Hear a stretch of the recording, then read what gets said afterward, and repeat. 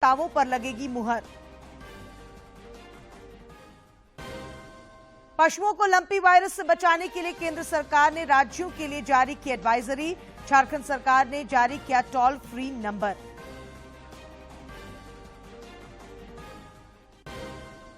और अगले 48 घंटों में राज्य के कई इलाकों में होगी जोरदार बारिश। कल से रुक रुक कर हो रही बारिश से जनजीवन प्रभावित।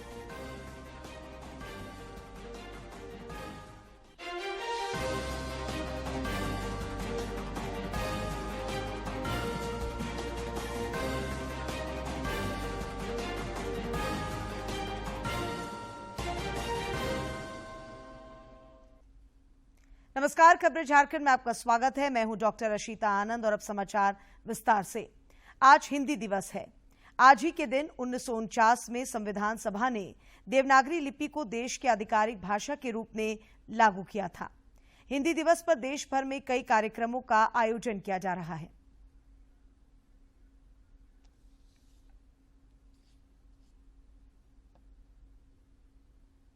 आज ही के दिन भारतीय संविधान सभा ने देवनागरी लिपि में हिंदी को राष्ट्र की आधिकारिक भाषा के रूप में स्वीकार किया था। 1953 से पूरे देश में 14 सितंबर को प्रतिवर्ष हिंदी दिवस के रूप में मनाने की घोषणा की गई थी। हिंदी संपूर्ण देश में सांस्कृतिक और भावात्मक एकता स्थापित करने का प्रमुख माध्यम भी है।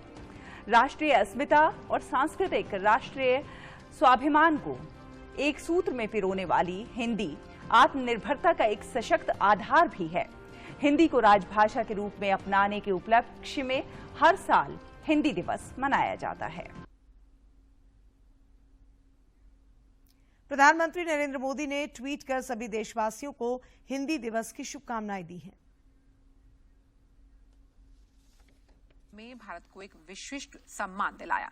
इसकी सरलता, सहजता और संवेदनशीलता हमेशा आकर्षित करती है।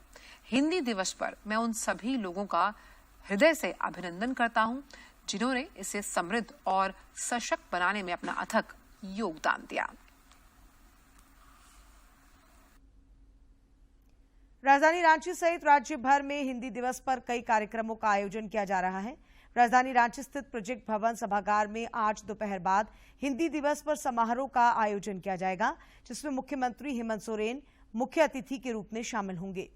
विश्व में हिंदी व्यापक रूप से बोली जाने वाली भाषाओं में से एक है और 52 करोड़ से अधिक लोगों की ये पहली भाषा है। चुनाव आयोग आज नई दिल्ली में BLO ई पत्रिका का शुभारंभ कर रहा है। इस BLO पत्रिका का शुभारंभ वर्चुअल और फिजिकल दोनों तरीकों से किया जा रहा है, जिसमें दिल्ली, उत्तर प्रदेश और राजस्थान के मुख्य निर्वाचन अधिकारियों के माध्यम से 50 BLO उपस्थित रहेंगे, जबकि प्रत्येक राज्य के मुख्य निर्वाचन अधिकारी कार्यालय के जरिए 10 BLO वर्चुअल रूप में कार्यक्रम से जुड़ेंगे। वहीं झारखंड समेत देश भर के सभी BLO निर्वाचन आयोग के YouTube चैनल के माध्यम से कार्यक्रम में भागीदारी करेंगे। और अब कोविड अपडेट। देश भर में पिछले 24 घंटों के दौरान कोविड के 5,108 नए मामले सामने आए हैं, जबकि इस अवधि में 5,675 संक्रमित स्वस्थ भी हुए हैं। केंद्रीय स्वास्थ्य मंत्रालय के अनुसार देश में कोविड के 45,749 मामले सक्रिय हैं। इधर झारखंड में भी कोरोना से जंग जारी है और पिछले 24 घंटों के दौरान अनेक कोरोना वीरों ने इस महामारी को शिकस्त दी है। रांची में इस अवधि में 3 मरीज की पुष्टि हुई है, जबकि 4 मरीजों ने कोरोना को हराया है। स्वास्थ्य विभाग के अनुसार रांची में कोविड के 25 मामले सक्रिय हैं। कोरोना के खिलाफ जारी जंग में देश में टीकाकरण अभियान भी तेज गति से जारी है। केंद्रीय स्वास्थ्य मंत्रालय के अनुसार देश में अब तक कुल 2 अरब 15 करोड़ 71 लाख से अधिक कोविड रोधी टीके लगाए जा चुके हैं। राज्य के प्राथमिक और उच्च प्राथमिक स्कूलों में सहायक शिक्षकों के करीब 26,000 पदों पर जल्द नियुक्ति होगी। स्कूली शिक्षा एवं साक्षरता विभाग के मंत्री जगन्नाथ महतो ने कल नियुक्ति की अनुशंसा झारखंड कर्मचारी चयन आयोग को भेजने पर अपनी स्वीकृति प्रदान कर दी। अब यह अनुशंसा कार्मिक विभाग के माध्यम से आयोग को भेजी जाएगी। आयोग नियुक्ति के लिए नियमावली के अनुसार प्रतियोगिता परीक्षा का आयोजन करेगा। राज्य सरकार ने हाल ही में नए कैडर के रूप सहायक आचार्यों के लगभग 50,000 पदों का सृजन किया है। इनमें से पहले चरण में 25,996 पदों पर नियुक्ति का निर्णय लिया गया है। राज्य मंत्रिपरिषद की महत्वपूर्ण बैठक आज अपराह्न 4 बजे से प्रोजेक्ट भवन सभागार में होगी। मुख्यमंत्री हेमंत सोरेन की अध्यक्षता में होने वाली इस बैठक में राज्य हित से जुड़े कई महत्वपूर्ण प्रस्तावों को मंजूरी दिए जाने की संभावना है। मुख्यमंत्री हेमंत सोरेन 16 सितंबर को उपायुक्तों के साथ बैठक कर कानून व्यवस्था की समीक्षा करेंगे। वहीं 19 सितंबर को विभिन्न योजनाओं की प्रगति की समीक्षा भी की जाएगी। दोनों बैठकें प्रोजेक्ट भवन सभागार में वीडियो कॉन्फ्रेंसिंग के जरिए होगी। मुख्यमंत्री अमृत सरोवर योजना और मनरेगा के तहत सुखाड़ से निपटने के लिए किए जा रहे कार्यों की भी जानकारी लेंगे। इसके अलावा बैठक में मुख्यमंत्री पशुधन योजना और प्रधानमंत्री किसान सम्मान निधि योजना की प्रगति रिपोर्ट की समीक्षा की जाएगी। रांची पुलिस ने अवैध हथियारों और बम के साथ 5 अपराधियों को गिरफ्तार किया है। सिटी एसपी अंशुमान कुमार ने बताया कि गिरफ्तार सभी 5 अपराधियों की कई घटनाओं में संलिप्तता रही है। ये सभी रांची में चल रहे कुछ आपराधिक गिरोहों के लिए काम कर रहे थे। उन्होंने बताया कि गिरफ्तारी के वक्त इनके पास से बम, देसी रिवॉल्वर और गोलियां बरामद की गई हैं।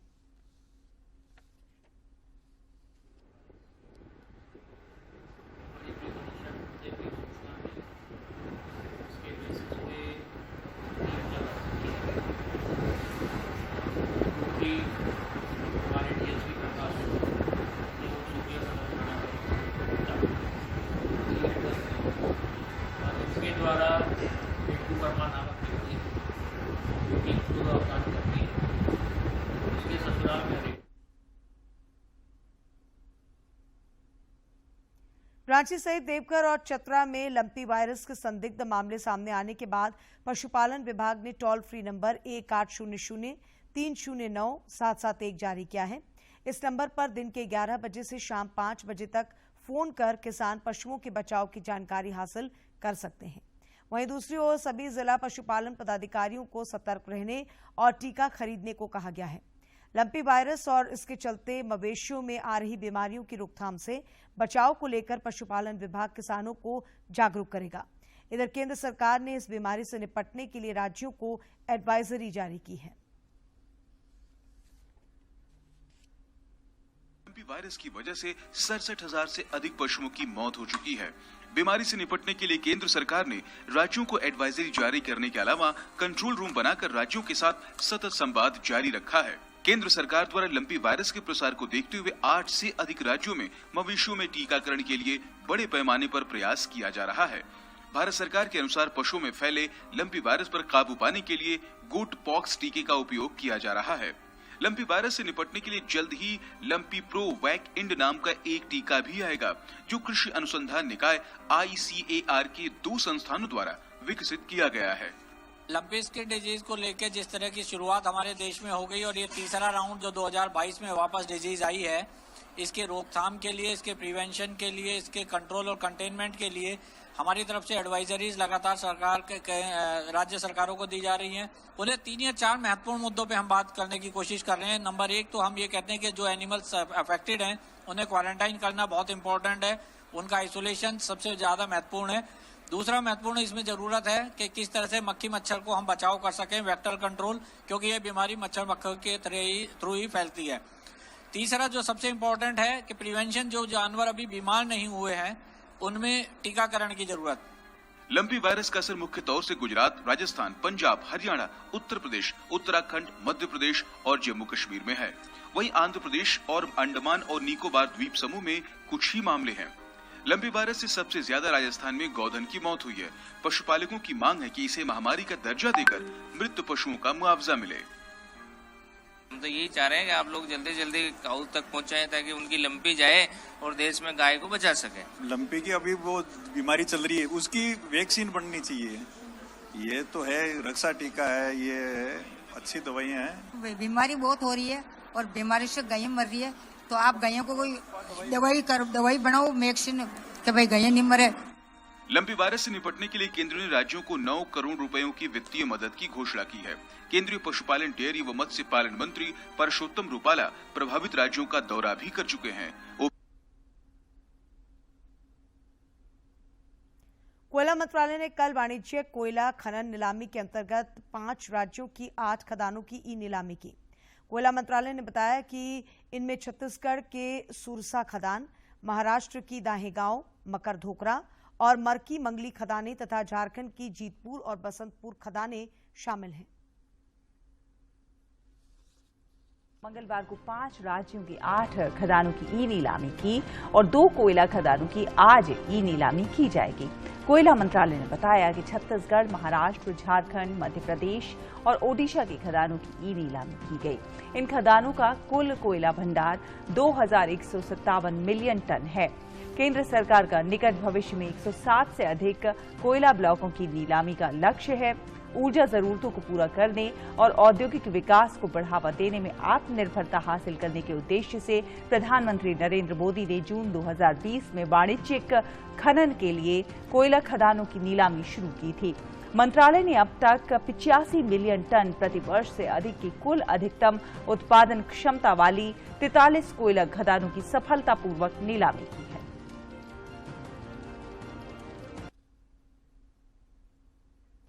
बीमा विनियामक और विकास प्राधिकरण ने सेवानिवृत्ति के समय एनपीएस राशि से पेंशन खरीदने के लिए अलग फॉर्म भरने की जरूरत को खत्म कर दिया है।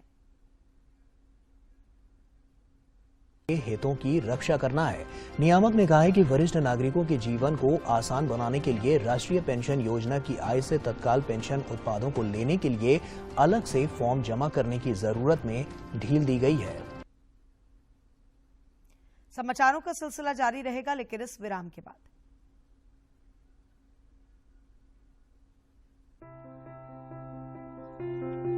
सपना देखना जरूरी है, गिरना और गिरकर संभलना उससे भी ज्यादा जरूरी है। कुछ पाने के लिए पक्का इरादा और फिर पूरी लगन के साथ मेहनत, तब जाकर मिलती है मंजिल। मैं Angel Marina Tirkey, Miss United Nations Earth 2022।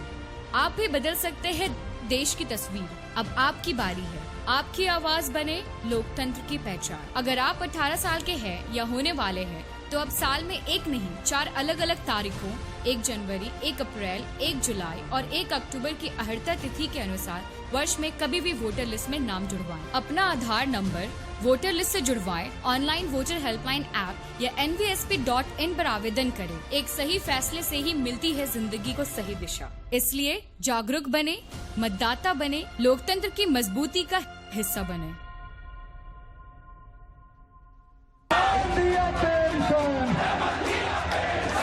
एक प्रखंड से कर्मचारी उठ करके माननीय मुख्यमंत्री का आभार प्रकट करने आया है। पुरानी पेंशन व्यवस्था सभी कर्मचारियों को सौगात के रूप में दी है। इस राज्य सरकार हमारी बनेगी, आपके पेंशन का जो सिस्टम है इस पर सरकार पुनर्विचार करेगी। झारखंड के लाखों राज्य कर्मियों के वर्षों के संघर्ष को मिला मुकाम।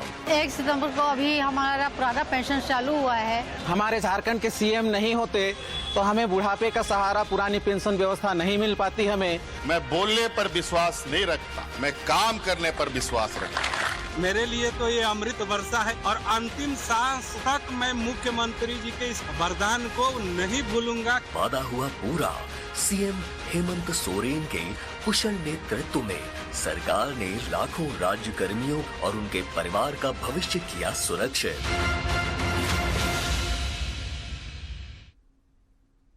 विराम के बाद आपका एक बार फिर स्वागत है। प्रधानमंत्री नरेंद्र मोदी ने इस महीने की 25 तारीख को आकाशवाणी से प्रसारित होने वाले मन की बात कार्यक्रम के लिए लोगों के सुझाव मांगे हैं। प्रधानमंत्री ने कहा है कि विभिन्न विषयों पर उन्हें भेजे गए सुझावों को अगले मन की बात कार्यक्रम में शामिल किया जा सकता है। लोग अपने विचार नमो ऐप और mygov.open फोरम पर भेज सकते हैं। वे टोल फ्री नंबर 1800-117800 पर भी अपने सुझाव हिंदी और अंग्रेजी में रिकॉर्ड करवा सकते हैं। फोन लाइनें 23 सितंबर तक खुली रहेंगी। 1922 पर मिस्ड कॉल देकर और एसएमएस के जरिए लिंक प्राप्त करके सीधे अपने सुझाव प्रधानमंत्री को भेज सकते हैं। और अब बात मौसम की।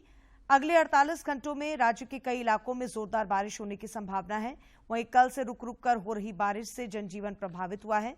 मौसम विज्ञान केंद्र रांची ने अपने पूर्वानुमान में बताया है कि हल्के से मध्यम दर्जे की बारिश का यह सिलसिला आगामी 19 सितंबर तक जारी रह सकता है।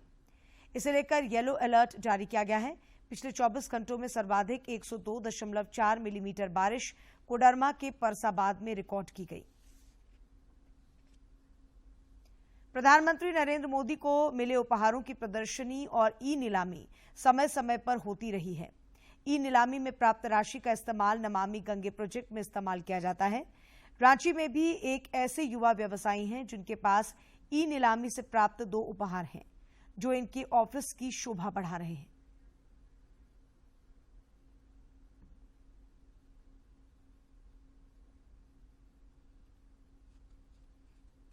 की श्रेणी में रांची के मोहित जालान एक ऐसे शख्स हैं जिन्हें व्यवसाय के साथ सामाजिक कार्यों में विशेष रुचि है। नमामि गंगे प्रोजेक्ट में अपने स्तर से फंड उपलब्ध कराने के उद्देश्य से मोहित जालान ने प्रधानमंत्री को मिले उपहारों की नीलामी में हिस्सा लिया और 2 उपहारों को अपने पास प्रेरणा स्रोत के रूप में रखने का काम किया है। मोहित जालान का मानना है कि इन दोनों उपहारों को देखने से उनके जीवन में सकारात्मक ऊर्जा का संचार होता है। तो अच्छे कलाकारों को, अच्छी चीज़ों को सराहना मेरा एक शौक रहा है और इसी क्रम में जब मुझे पीएम ऑक्शन के बारे में जानकारी मिली कि पीएम साहब के स्पर्श किए हुए, उनको गिफ्ट में मिले हुए कुछ यादगार चीज़ों का सरकार नमामि गंगे प्रोजेक्ट के लिए फंड रेजिंग के हिसाब से ऑक्शन करने जा रही है, तो मैंने कई चीज़ों के लिए ऑक्शन किया। मैंने 20-25 चीज़ों के लिए पार्टिसिपेट की, लेकिन सौभाग्यवश मुझे सिर्फ 2 ही प्राप्त हुआ। कम उम्र में व्यवसाय की ऊंचाइयों को छूने वाले मोहित जालान युवाओं के लिए आज एक रोल मॉडल बन गए हैं। इनका मानना है कि निजी क्षेत्र में युवाओं के लिए अपार संभावनाएं हैं। खुद के स्किल को डेवलप करके आज का युवा स्वरोजगार के क्षेत्र में अपनी पहचान बनाने के लिए अच्छी खासी कमाई भी कर सकता है। किसी काम को छोटा या बड़ा ना समझे। बात यह है कि स्वाभिमान से 2 पैसा कमाना, वो व्यापार पकोड़े बेचने का हो, वो व्यापार प्लम्बिंग का हो, चाहे वो व्यापार आपका एनिमेशन और फिल्म बनाने का हो, वो छोटा नहीं है। मोहित जालान के घर वालों को इस बात की खुशी ज्यादा होती है कि वे अपने व्यस्ततम दिनचर्या में से समय निकालकर सामाजिक दायित्वों का भी निर्वहन करते हैं। उमंग जालान बताते हैं कि मोहित का जीवन प्रधानमंत्री नरेंद्र मोदी और दूसरे खास व्यक्तित्व से काफी प्रभावित दिखता है। मोदी जी से विशेष रूप से काफी प्रभावित है। समय मिलने पर वो मन की बात जैसे कार्यक्रम को बड़ी गंभीरता से देखते हैं और उसमें से जो बातें उनको उचित लगती हैं कि ये चीज समाज में किया जा सकता है, उसको प्रचारित और प्रसारित भी करते हैं। प्रधानमंत्री नरेंद्र मोदी को मिले उपहारों की प्रदर्शनी और ई नीलामी एक बार फिर से आगामी 17 सितंबर को होने वाली है। ऐसे में ये खास मौका है जब लोगों को एक बार फिर प्रधानमंत्री के उपहारों को लेने और नमामि गंगे प्रोजेक्ट का हिस्सा बनने का सौभाग्य मिलेगा। रांची से कर्मवीर की रिपोर्ट। शिशुओं को संपूरक आहार देना बेहद महत्वपूर्ण है। बच्चों के लिए महत्वपूर्ण है उचित पोषण। उचित पोषण से बच्चों में कई तरह की स्वास्थ्य समस्याएं होने का खतरा कम हो जाता है। पेश है एक रिपोर्ट।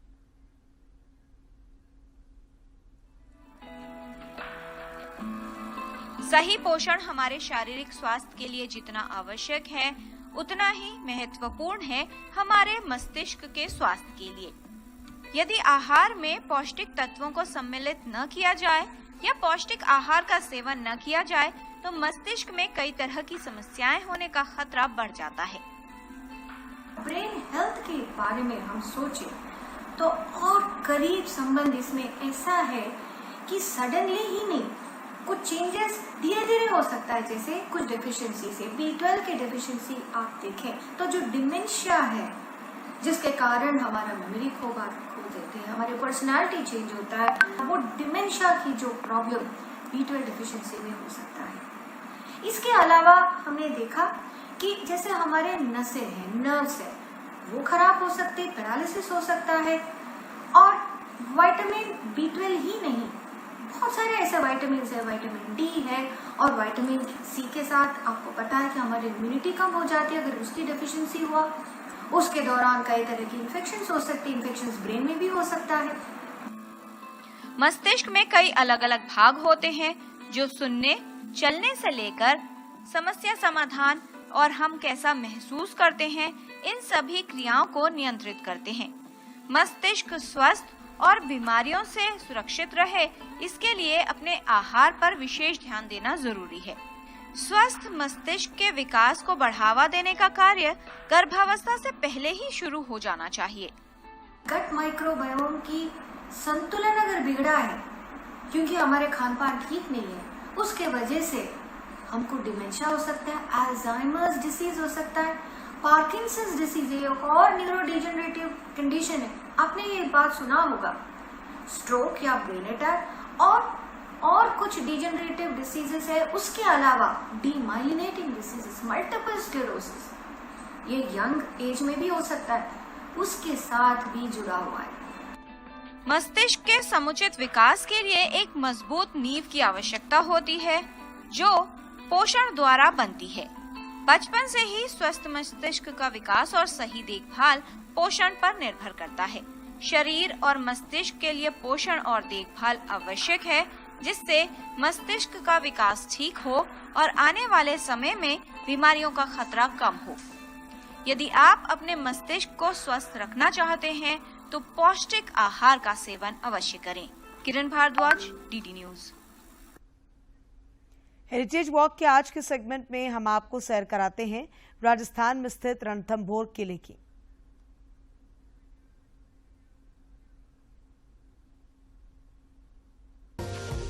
राजस्थान के सवाई माधोपुर शहर के पास स्थित रणथंभौर किला अपने वास्तुकला के लिए काफी प्रसिद्ध है। रणथंभौर किले को यूनेस्को द्वारा विश्व धरोहर स्थल घोषित किया गया है। रणथंभौर किला बड़ी बड़ी दीवारों से घिरा हुआ है, जिसमें पत्थर के मजबूत मार्ग और सीढ़ियां हैं, जो किले में ऊपर की तरफ लेकर जाती हैं। इस किले के बड़े गेट, स्तंभ, गुंबद, महल और मंदिरों के साथ इसकी मनमोहक राजस्थानी वास्तुकला पर्यटकों को अपनी ओर आकर्षित करती है। ये किला अपने गौरवशाली इतिहास, अभेद्य प्राचीरों, पहाड़ियों, वनखंडों, कल-कल बहती नदियों और वन्य प्राणियों की उपस्थिति से हर किसी का मन मोह लेता है। इस किले में एक बहुत विशाल सुरक्षा दीवार और 7 द्वार हैं, जिनके नाम नवलखा पोल, हाथी पोल, गणेश पोल, अंधेरी पोल, दिल्ली पोल, सत पोल और सूरज पोल हैं। किले के शोधकर्ताओं के अनुसार 1944 ईस्वी में सपल दक्ष के शासन के दौरान इस किले का निर्माण शुरू किया गया था। कुछ अन्य इतिहासकारों का मानना है कि जयंत के शासनकाल में 1110 ईस्वी में इस किले का निर्माण शुरू हुआ था। लगभग 1000 साल से भी ज्यादा पुराना ये किला अपने भीतर कई सारी ऐतिहासिक धरोहर को संजोए हुए है।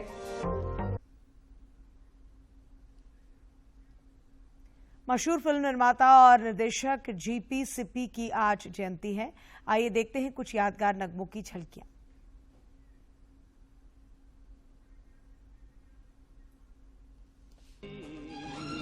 हम नहीं तोड़ेंगे दम, मगर तेरा साथ ना छोड़ेंगे। यम्मा यम्मा यम्मा यम्मा ये खूबसूरत समा, यम्मा यम्मा यम्मा यम्मा ये खूबसूरत समा। बस आज की रात है जिंदगी, कल हम कहाँ तुम कहाँ। राजू हीरो है और हम राजू के फैन, के राजू बन गया जेंटलमैन, के राजू बन गया जेंटलमैन, के राजू बन गया जेंटलमैन, के राजू बन गया जेंटलमैन। आज हमारी बस्ती में मच गई धूम, रंग रंगीली बस्ती। तुमसे जो देखते ही प्यार हुआ, जिंदगी में पहली बार हुआ। तुमसे जो देखते ही प्यार हुआ, जिंदगी में पहली बार हुआ।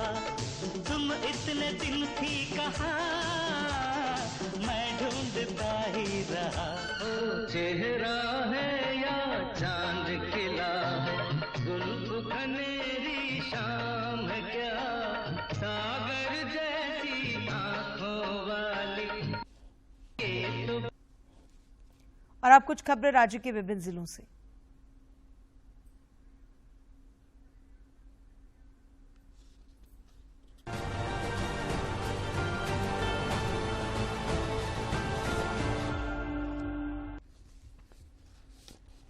भारत जोड़ो यात्रा कार्यक्रम के तहत राज्य के 5 प्रमंडलों में प्रदेश कांग्रेस के तत्वावधान में राज्य की विभूतियों की जन्मस्थली एवं शहीद स्थली से पदयात्रा निकाली जाएगी।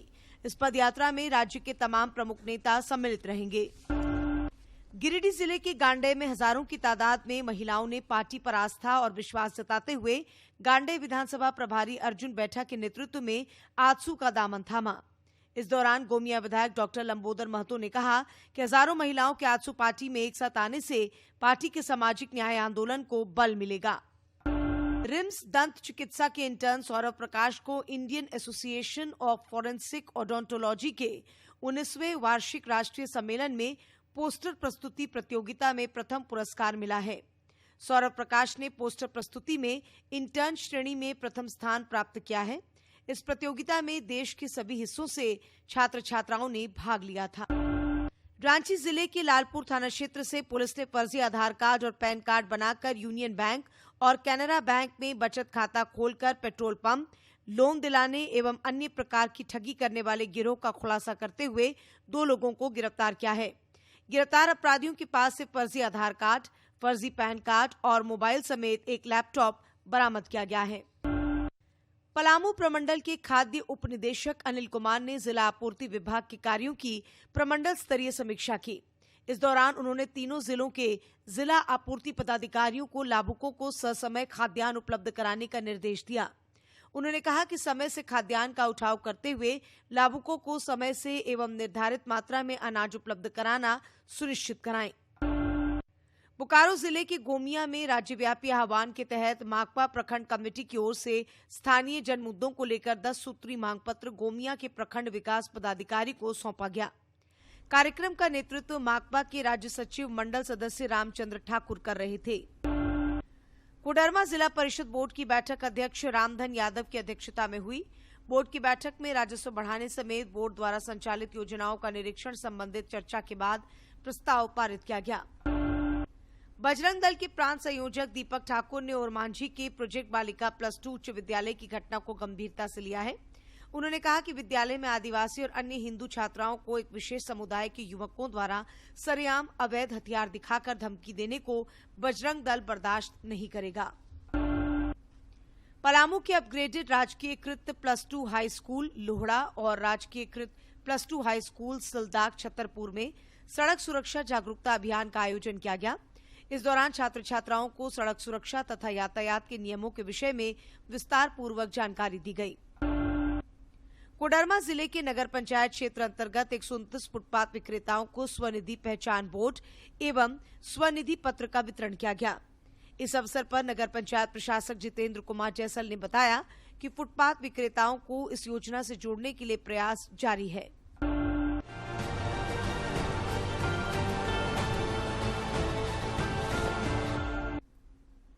और अब मुख्य समाचार एक बार फिर।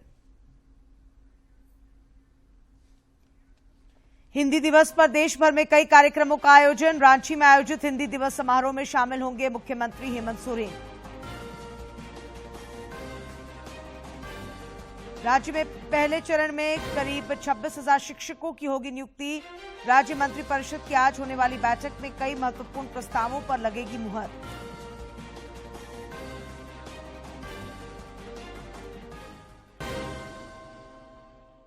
पशुओं को लंपी वायरस से बचाने के लिए केंद्र सरकार ने राज्यों के लिए जारी की एडवाइजरी। झारखंड सरकार ने जारी किया टोल फ्री नंबर।